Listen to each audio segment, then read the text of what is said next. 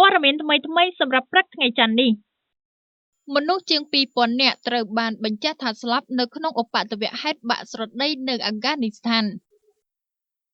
មនុស្សចំនួន 2100 នាក់ត្រូវបានអាជ្ញាធរបញ្ជាក់ថាបានស្លាប់នៅក្នុងឧបទ្ទវហេតុបាក់ស្រដីនៅភាគខាងជើងឈៀងខាងកើតនៅក្នុងប្រទេសអាហ្វហ្គានីស្ថានកាលពីថ្ងៃសុក្រទី 2 ខែឧសភាឆ្នាំ 2014 ម្សិលមិញយោងតាមសារព័ត៌មាន Sky News បានឲ្យដឹងថានៅក្នុងហេតុការណ៍បាក់ស្រដីនោះមានភូមិចំនួន 3 និងផ្ទះប្រជាពលរដ្ឋរាប់រយខ្នងត្រូវបានកប់ចូលទៅក្នុងដីដោយសារតែកម្លាំងភ្លៀងធ្លាក់យ៉ាងខ្លាំងក្លានៅតំបន់នោះភ្លាមៗនោះបន្ទាប់ពីកើតហេតុអាជ្ញាធរបានអំពាវនាវជាបន្ទាន់ស្នើសុំការជួយសង្គ្រោះដើម្បីមកអន្តរាគមន៍ដល់ជនរងគ្រោះនាវាបង់ក្លាដេស2គ្រឿងចាប់ផ្ដើមស្វែងរកយន្តហោះ MH370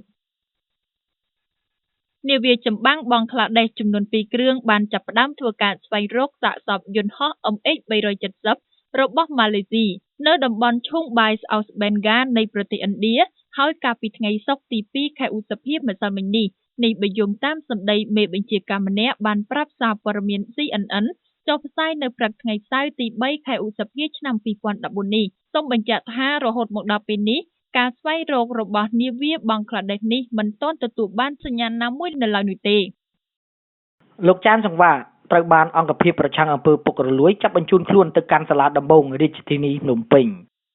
អតីតប្រធានយុគឋានអធិការកិច្ចក្រសួងប្រៃសណីនិងទូរគមនាគមន៍លោកចានសង្វាត្រូវបានអង្គភាពប្រឆាំងអំពើពុករលួយចាប់បញ្ជូនទៅកាន់សាលាដំបងរាជធានីភ្នំពេញនៅព្រឹកថ្ងៃទី 3 ខែឧសភាឆ្នាំ 2014 នេះពីបទពុករលួយជុំវិញការកឹបកេងប្រាក់រាប់ម៉ឺនដុល្លារនៅពេលដែលលោកកាន់តំណែងនៅក្នុងក្រសួងមួយនេះអស់រយៈពេលជាច្រើនឆ្នាំកន្លងមក